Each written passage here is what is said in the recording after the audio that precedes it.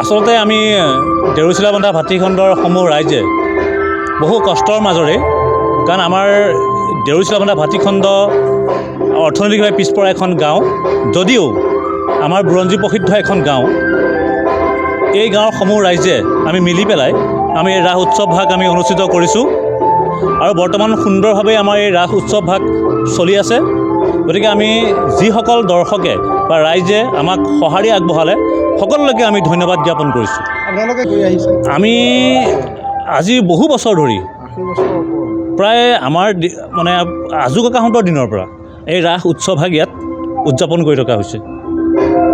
এই ৰাসভাগ আমি শিশুৰ পৰা কৃষ্ণৰ জন্মৰ পৰা আমি দেখুৱাবলৈ প্ৰয়াস কৰিছোঁ, কাৰণ শ্ৰীকৃষ্ণৰ যিটো জন্মৰ বৃত্তান্ত আচলতে আমাৰ এই ৰাসভাগৰ মাজেদি ভক্ত আৰু ভগৱানৰ মাজত মিলন, আমি সেই মিলনটো দেখুৱাবলৈ ৰাইজৰ মাজত আমি প্ৰয়াস কৰিছোঁ।